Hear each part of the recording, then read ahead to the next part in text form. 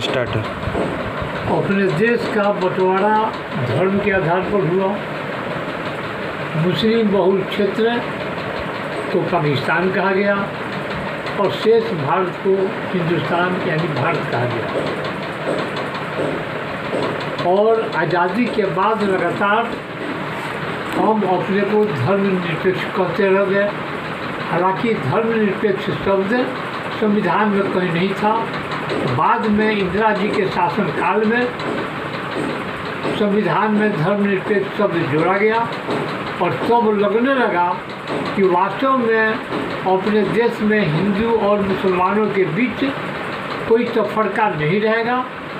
अलग अलग धर्मों के आधार पर कोई बातें नहीं होगी, अलग अलग धर्मों के आधार पर राजनीति नहीं होगी, लेकिन संविधान में धर्मनिरपेक्ष शब्द जोड़ देने मात्र से उस मौलिक बीमारी का अंत हो जाए, ऐसा नहीं हुआ। आज भी पूरे भारत में अल्पसंख्यकों के नाम पर कल्याण की बात होती है।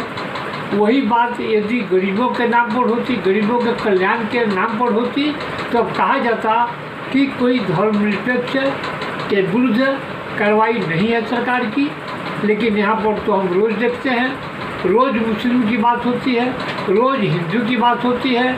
मुस्लिम के नाम पर उनके कल्याण की बात अलग है।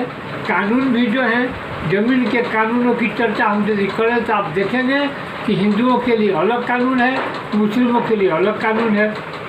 हिंदू में बेटा बेटी को यानी भाई बहन को बराबर का हिस्सा मिलता है, लेकिन मुस्लिम में बेटा को 2 आना तो बेटी को 1 आना हिस्सा मिलेगा। यानी हिंदू के लिए अलग कानून, मुस्लिम के लिए अलग कानून। यदि हिंदू में किसी का बेटा मर जाए, उसकी बहू विधवा हो जाए, तो उसे भी ज़मीन में हक मिलेगा, उसकी हिस्सेदारी होगी। जो बेटा का हिस्सा होता वह हिस्सा उस बहू का भी होगा, विधवा बहू का होगा। लेकिन मुस्लिमों में ऐसी बात नहीं है।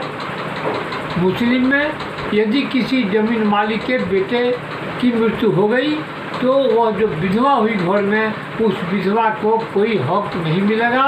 यह अंतर है हिंदू से संबंधित ज़मीन के कानूनों में और मुस्लिमों के ज़मीन से संबंधित कानूनों में।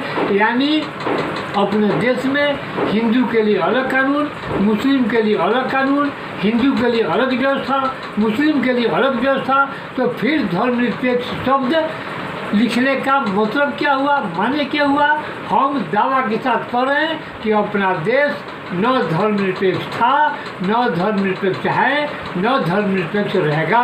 राजनीतिज्ञों के कारण ये सारी बातें राजनीति के कारण हैं। अल्पसंख्यकों को खुश करने के लिए तरह तरह की सुविधाओं के नाम पर उन्हें ठगा जाता है।